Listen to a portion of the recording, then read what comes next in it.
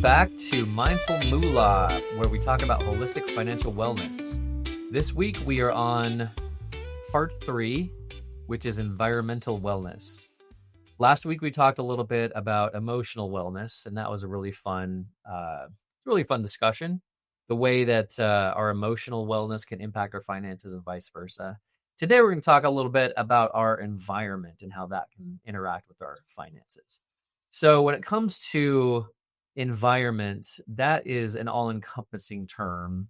And we're not necessarily talking about it in the traditional sense. People talk about the environment like let's recycle, let's keep our spaces green, blah, blah, blah. Like that's a little bit part of what we're talking about today, but mostly we're just talking about the spaces we occupy, places we live in, places we work, where we play, and how that can impact our well-being and impact our finances and vice versa.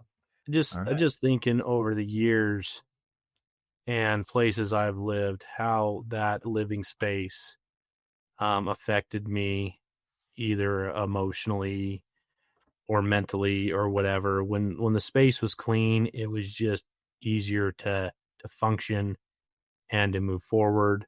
When things weren't clean and they were cluttered, and man, I'm thinking back to my college days, and I had some roommates that were like slobs, and I apologize, guys, if you were my roommate somewhere on the road there, if they chime in on this, but man, some of them were slobs and not clean, and it upset me, and I let it bug me, and man, it affected my grades, it affected a lot of stuff, and some of that was probably my own fault because I let it affect me that much. But man, keeping a clean space without clutter leads to some good clarity. And sometimes it always can't be that way. And acceptance is a hard thing for some people to lean into. Is like, I'm accept the fact that this isn't going to get done or cleaned right now, but I'll get it done as soon as I can. But man, life is a lot better when there's organization and cleanliness. You just feel better. You feel cleaner.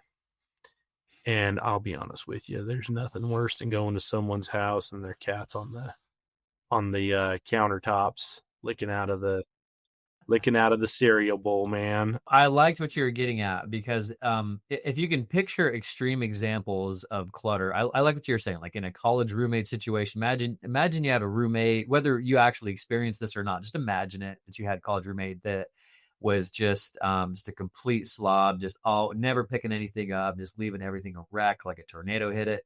For me, it's not that hard to imagine because my kids are pretty much this way. But as much as I love them, everywhere they go, it's a tornado. So yeah, and then you start to think, well, how do you feel when you're living in clutter, especially when it's bad enough when it's your own clutter, but it's even more so when it's somebody else's. And you start to build resentment. And it just makes it harder to function, just like daily life, right? So I think that's a really great example to start with as we start this conversation. Now, it's not the only example. There are all sorts of environments we'll be talking about today. But that's a really, really great place to start from. A cluttered versus an organized environment, right? As one of my daughters, my oldest of the two, would say, the world is my laundry basket. And I find her socks everywhere. Car, house. I found one in my work bag one day, and I was like, gross. Yeah, I was like, what in the heck? I mean, do you just do this on purpose? I mean, is there a sock troll in the house? Right. Jeez. And I bet you she's always complaining that she can never find her socks too, right? Like, where are my socks? So yeah, they're everywhere except where you need them. Yeah, and none of them are clean. None of them are clean. I mean, maybe we got to wash these things. These socks could walk away on their own or stand on their own or whatever.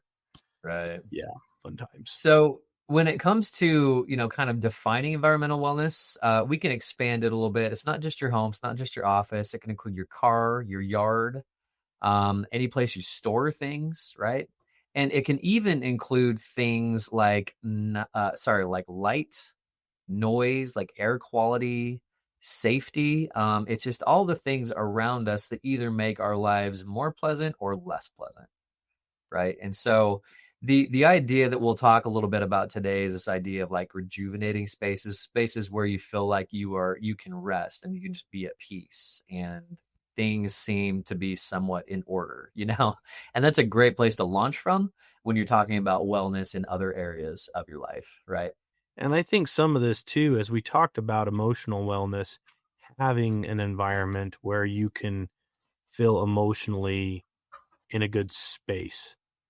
Yeah. And man, when you're in a good space mentally and you have a space where you can relax, that helps with that clarity and that whole thought where you're like, I can sit down, I can look at my budget, I can look at my bills, I can work things out to where you can make ends meet because you have that clarity, you have that environment where you can make things happen in a good way and there's no emotional stress or any of that. Yeah, exactly. And I liked what you're talking about, like even the people in our life compose our environment. Now we do have a whole separate dimension that we'll talk about social wellness. So we won't dive too much into the people that we surround ourselves with. But really you think about it, that's still part of our environment. Well, also that there's that self-care part when it comes to what we were talking about last week, that emotional part that comes with this too, that environmental wellness takes some work on our part to make sure we're making sure our spaces and areas that we are at are organized in such a way that we feel good, you know? Right. And overall just like uplifting to the lives and lifestyle that we want. Right. Yeah. So I want to talk a little bit about physical wellness and how that interacts with environmental wellness. Uh, one thing that I like is pretty important to me is having accessible. I'm just call them like green spaces, and it doesn't necessarily have to be like parks or anything. But through my life, I've lived in a lot of different places, and my favorite places that I've lived are places that are close to places that are easy to be active in. Right. So I don't know. Did you ever live in Logan, Lance, when you went to Utah State? So Yeah. me too. We were there at different times, I think, but both at Utah State. But I lived not too far from the canyon. There are actually two canyons pretty close, which is Yeah. just really like a luxury.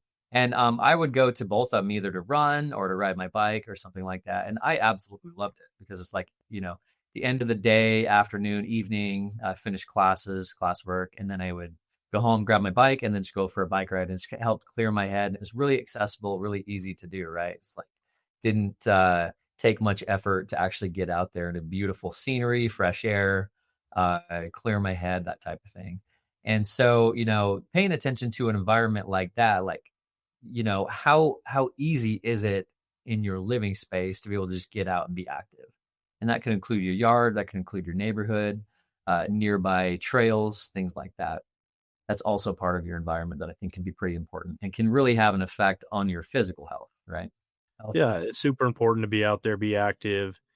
And the beauty about having green spaces, like you're saying, Luke, it doesn't cost any money to go to those places, to get on a bike, to go on a bike trail, disc golf, or whatever you're doing. It doesn't cost anything, but man, it sure is a mental boost to have that Right. fresh air and to get some of that vitamin D. And, as you used to live here in Rexburg, Rigby area where I'm at. Yeah. Sun's a luxury. It only lasts so long, and then the rest, it's like 6 months winter, 6 months sun, or sunlight. Not going to say it's always warm, but Yeah, so you yeah, get like 3 pretty nice months in Rexburg, and then the other ones are just it's a crapshoot. You never know. you never know. You just don't know. I get out and I get a lot of exercise shoveling snow. Woo! Yeah, But yeah, so if you want physical activity, you live in a snowy place where you're constantly shoveling, right? yeah, and you get, oh golly, driving in snow, and we have this other university here in Rexburg, and you get people that have never driven in snow, and let's just say I pull over and I get my pre-dinner Whopper, to make sure I can have that because it might be my last. I'm just saying, some of these people are Last meal. scary drivers. I like how you worked A in the Whopper, Whopper into the a conversation. Whopper on That that. was very organic. Way to do. Yeah, and the sad thing I is, love it. last meal a Whopper from Wendy's. Yeah, Look, there's worse. There's worse things. And you're getting your vegetables on that Whopper, yeah, so getting your vegetables. You got how some bad nice could it be? onion. Yeah, there you go. So Wi-Fi. I liked what you're talking about sunlight, and because you nailed it. I grew up in Eastern Idaho, and I remember as a kid we had this big window that faced east. So in the morning, the sunlight would come in, and it was nice. Like you just kind of go there, just sit in the sun, kind of wake you up, kind of warm your body up, especially in the wintertime. That always felt nice. So it's one of those types of things, whether we're talking about green spaces, places with trails, things like that, or the sunlight that you get in your house. A lot of times those are things that we don't actually really think about when we're purchasing a home or just deciding where to live. But those are things that can genuinely impact your well-being. And so it's those environmental choices that come along with choices of where to live, where to work, where to play, all those sorts of things. And along with that is not just physical, but and I don't know how much we've talked about this, Lance, but I do meditation here and there. I found that's a really good tool for me. Usually do it in the mornings. And my favorite place to do it is, again, someplace close to nature, someplace with some sunshine. And, that can heighten and help build, your spiritual and intellectual wellness as well, just as you meditate on things, meditate on your life, on meaning, on purpose, things like that. Yeah, those all, and having a space to do that in is important, or identifying a space that works for you. And I think that's one thing that is super important when it comes to this whole will of these 8 dimensions of health. I mean, having that clarity of mind and being in a frame of mind where you can work through things, especially, finances, family, all the different things that we're involved in on a daily basis. It can get pretty trying. It can get pretty hard. And it gets hard. Life gets hard sometimes, and understanding these things and how it all plays back to since we're all mindful about our moolah, our money, um, having those spaces is important. Absolutely. And it's just like we were talking about. It's just like a space that's free of clutter, a space that brings you peace, a space that feels like a refuge, like away from chaos of the world, whether it's your family or it's just work stress, things like that. It's important to have some of those kind of like safe spaces, I suppose, where you can go and just collect yourself and then get back out into regular life, which can sometimes be pretty chaotic. So we will tie this into finances, of course, because that's what our show is about. But I did want to really quick talk about workplace environments and how important that can be, because not only can it cause stress and anxiety if your workplace is cluttered, it can also affect your productivity, which of course can affect your financial gains. So, what do you think about that, Lance? Definitely, Your definitely. workplace looks nice. You got a When you you're got a on rent, plant behind you, like a little peaceful plant that you can just meditate by or yeah, whatever, take a break. and I have my fun stuff. Let me see if I can get this in on here. There you There go. you go. Oh, yeah, back up. Got to go up a bit There it here. is. I got my Sandlot Feeling quote. small. Everyone, you got, yeah. I mean, that kind of stuff right there. I mean, takes me back in Brings you joy. 12 It's years like old, makes you laugh, right? sleeping, It takes you to a sleeping happy out. place. Yeah, yes. Sleeping out on the trampoline, hanging with the buddies.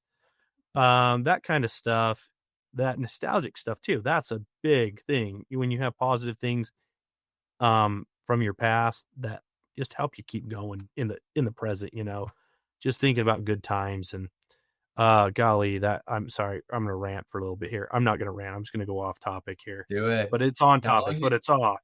you bring the it's Whopper into it, we're good. it's on and off. No Whopper. It's funny. So I coached soccer with a guy. He graduated the same year I did, 98, right? And I was like, dude, I remember where I was at when the first Offspring album came out, and it was a cassette. I remember where I was at, what car I was in. I remember pushing that thing in. I was in an 86 Grand Am, 2-door, had a little sunroof thing on it that sucked and leaked, but that was an awesome album. I'm just saying. That was a defining life experience right there, from what Yeah, I can right there. tell. I remember that album. The other one was Foo Fighters Everlong. I remember buying that CD. Yeah. and yeah, it has some great songs on it. So, but yeah, that kind of Your stuff life. though, yeah, just brings you back to a moment where life, even though then it seemed complicated, it really wasn't compared to the stuff we deal with now. And it was just slower. But, it seems like the older we get, the importance of having these things that we're talking about, I mean, it helps you really think these are important and this is why, because it seems like time flies. Right. It just goes by so faster than it was. And yeah, golly, I mean, you think about it, they say 50's over the hump. I'm like, what do I have to look forward to? I can live another 20 years and then I can die, right? But no, I'm not going to die. But I'm just saying having those spaces is super important, and having those things to think back on too, and focusing in on the good things. Because I think sometimes we get caught up in the negative, and Right. then we're like the what ifs and the regrets. I'm like, no, don't go down that road. It's not worth it. Well, I like the way that you're framing this. It's that idea that our physical environment is really important, but it's also important to keep our thoughts, or basically just our head, in a good place as well, which is pretty much the same concept. It's like make your thoughts positive, uplifting, peaceful, instead of dwelling, ruminating on negative thoughts, right? And that can make a huge difference too in your outlook. So yeah. Well, so let's tie this into finances, as we always do. Um, and there are many things that we could talk about, but I want to talk about this concept of being house poor, uh, because that is something I've actually experienced in my life, and it's not very fun. So the concept of being house poor means that you actually find a really good house, and it's one that, maybe like we talked about, is maybe even in a good space, green space, has good sunshine, and that type of thing. But what happens is you spent a little bit too much money on that, and then you no longer have balance in your life with finances. So there is such a thing as, spending too much time and money and effort on making your house, perfect, the perfect size or the perfect location. Life's a balance, and so as important as it is to find places with green spaces and all that, it's also important to make sure that you're not spending so much on that you're no longer able to keep your finance life in balance. So again, it's a yin and yang, it's a back and forth, it's a balance, and it's just trying to balance all of these dimensions at once to the best of our abilities. We're never going to get it quite perfect, but trying to balance it, I think, is important.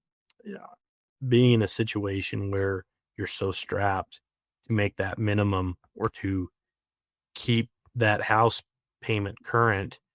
I mean, you're one small appliance breakdown away from, a complete financial meltdown, which, like you said, man, that Harmony, I mean, a water heater, $600. I mean, that can throw you completely out of whack if you don't have it. But yeah, Right. super important, these planning things, to make sure that there is some balance. Right. And so another topic, we start talking about clutter and disorganization. But what happens when that clutter and disorganization is actually your, financial records, it's bills, it's, other, financial obligations, that your taxes, for example, and you're not able to find what you actually need, or it takes you a long time to find it. And it really just adds to the stress and the anxiety around trying to and maintain your financial life, staying on top of your payments, your bills, your other obligations. So a disorganization not only affects your peace of mind and your well-being, but it can also directly affect your finances. If you miss a bill, that can really affect your credit score. It can cost you late payments, all sorts of things.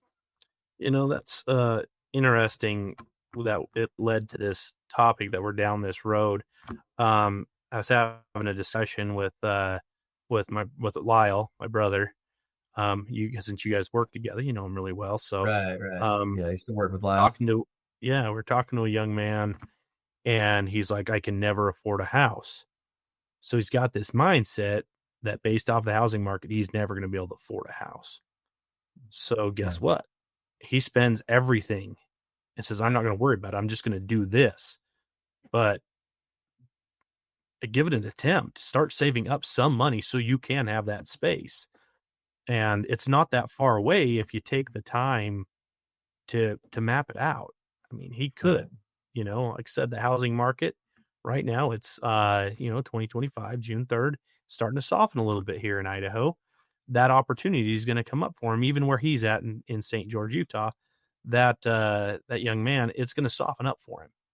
But he's got to be prepared. You got to be prepared to strike when the iron is hot. And I hate. I saw this TikTok or some short YouTube short video. This guy's like, "Hey, I got this pool," and he's like, "I'm so cool, man, because I got this pool, and guess what? I'm not paying a dime for it. I got it on credit. I'm not making any payments, but I got a pool, and my neighbors are all asking me how I can afford it. Well, truth is, I can't. They can come take it anytime they want." I'm like, Eh, dude, yeah, ruin your credit, get a lien on your house, whatever, dude. Yeah, eventually it's going to catch up to you. Don't just, golly, man, my favorite thing to say to young people, don't do dumb things. Don't do dumb right. things. That's a dumb thing. Right. Because who is that guy, screwing over because they did work, they did labor, they put this pool in. Somebody had to pay for that. If he's not willing to pay for it, you know, who's getting screwed over because of his poor decisions? Yeah, Right. good way to make friends, right? All right, sorry, off my No, well, soapbox.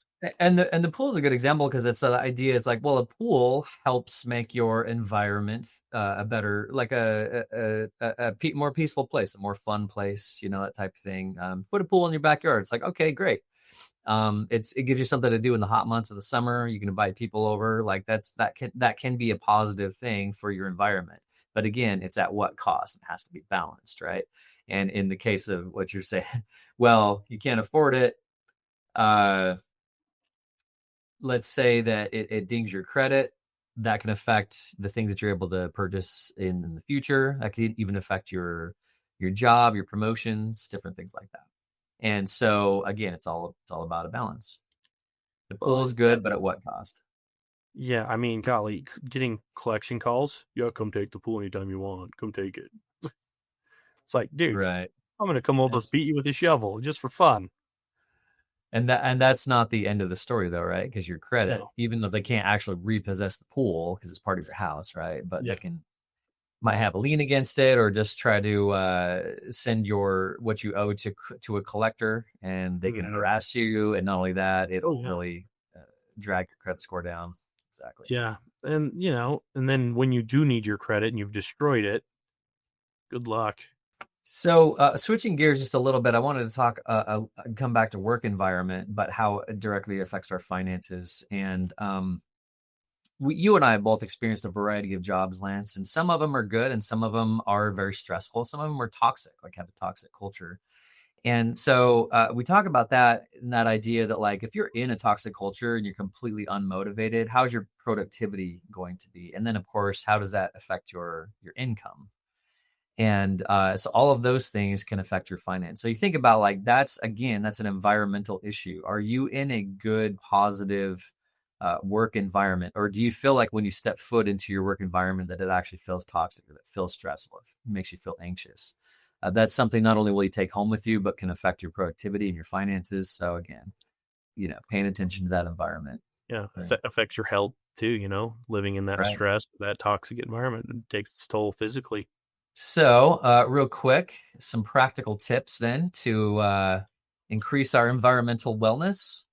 Declutter and organize is probably the very first and most basic thing. If you look around wherever you are right now, whether it's your house, your car, or your workspace, wherever you're listening to this, and you see some clutter, it's time to start making a plan to get on top of that because it is affecting you, whether you believe it or not. Yeah. So one thing that I like to do, Lance, is because you and I, we work at computers a decent amount, working on whatever, working on classes, working on papers, things like that. I take breaks just so I don't get too much eye strain or sit too long, that type of thing. But on my breaks, a lot of times what I try to do is actually just like clean up. So I've got like a little system, take a little break, and just start cleaning up my environment so that it's organized. But I do it in a way that it's not actually taking away much time from my productivity. It's actually adding to it because I needed to take a break anyway. Yeah, I I need to do better. said I've cleaned up most of my office, but I have piles. Like, they're organized in my own way on my desk of things to do. I just need to do a better job. And No sometimes, judgment. yeah, no judgment here. Don't judge me. Um, And I some, say that, and you can see I've got some clutter back here. It's, yeah, it's all right, dude. You got your scissors doing a collage there. It's all it's good. my coupons. So I'm, Coupons. saving some Boom. and Coupons. like subtly Yeah. slide it out of view. You can't see that anymore. Hey, that's part of being financially aware is those coupons. Right. Super important. But yeah, that organization, decluttering, get a storage tote. One of the things I've really learned just along the way as my parents have gotten older, um, I'm not keeping stuff I don't need. I just get rid of it if I do not need it, if I'm not going to use it. Um, Idaho Youth Ranch, DI, thrift stores, whatever, you can part way with stuff you don't need. Now, if you've been a part of having to deal with somebody else's clutter, so whether it's a parent or sibling or roommate or whatever, sometimes that can burn you out so much from clutter that you just become a minimalist. Yeah. And just like, Oh, I do not need stuff. I just get it out of my life, yeah. right? Yeah. And that's fine. And um it gets toxic though when you're in that situation. You're like, dude, you got to do your dishes, man. And lighting, air quality, plants. I mean, you see, I got like a spider plant back there, a little palm thing I'm trying to grow here. Hopefully, I don't kill that one. I mean, if you see that one disappear, so I mean, that's why you watch this podcast. Let's see how good he can do at keeping that palm on the ground alive. We'll know how good I am. The evolution of Yeah, the Lance's evolution. If it gets bigger, green man, I'm plant. doing a good job. But taking care of something too, there's that. It's rewarding. I've had that spider plant, and I've grown. There's another little one on the windowsill back there over my other shoulder that Nice. came from that other one. So it's fun. It's fun. That's something fun, and I like doing that. And it enhances the environment. Air quality too, cleans out the air. I love it. I will admit, I have tried a few plants in my office and I have killed them. And so I cannot be held responsible for I'm gonna raising bring you I'm gonna bring you plants. one of these starts, man. I'm gonna get you one of these starts there, and you can put it in your windowsill. And if you kill it, I'm just like, dude, all you have to do is water it. That's all you have to So do. I will be Once a week. tested too. Yeah. Once a week. Yeah, I once a week. might be able to Once a handle week. that. We'll You'll be see. good. And it'll improve your environment. It's all good. Exactly. So, so part of this, what we're talking about today is like the routines of, watering a plant, or routines of picking up after yourself. Uh, and in that process are opportunities to personalize your spaces, just like you have done, Lance. I think you're a really good example of that. Just like put something on the wall, put a plant, something that reflects you, though, something that makes you laugh, something that you appreciate. Uh, so not only when you're cleaning up and organizing, is it a way just to make it clean, but it's also an opportunity to personalize, which I think is important. You can't see it here, but I actually have a Seahawks flag hanging from my wall. And that's one of the ways that I personalize my space. 'Cause, I'm a big Hawks fan. Go Hawks. As we go ahead. Yeah, I was just gonna say, as we wrapping up today, I mean, there's the challenge. The challenge today is for everybody that's listening to this, that 1% better. So become 1% better at what you're doing. Take time to clean up your workspace a little bit, make it a little bit more organized. Open a window, take a walk, get some disc golfs. I know they might be about $20 for a set of three, but man, all you need is three. Go through a disc golf course. And one thing that I like to point out here too is kind of what I was getting at earlier. Is I don't really believe in taking one day a month and just like doing a huge cleaning. I think that becomes counterproductive, because that cleaning becomes such a chore. And really what you'll find is the rest of the month, the clutter is just going to build up anyway. So most of the time you're living in clutter and you're still doing a ton of work that you resent. So I think it's more important to build those habits of daily, regular, like maybe multiple times a day, regular cleanup, regular organization, that are just small, but kind of keep things tidy and in order. And so that's a little bit of a mindset shift for some of us. Some of us already are pretty good at doing that, do it naturally, but some of us need a little reminder to do that. So again, like in my case, I know that when I take a work break, it's time to organize a little bit. I don't spend all of my work break doing that, but I usually do spend at least a couple minutes just making sure things are somewhat tidy and I'm not losing any papers that are important or that they're getting filed properly. That type of stuff.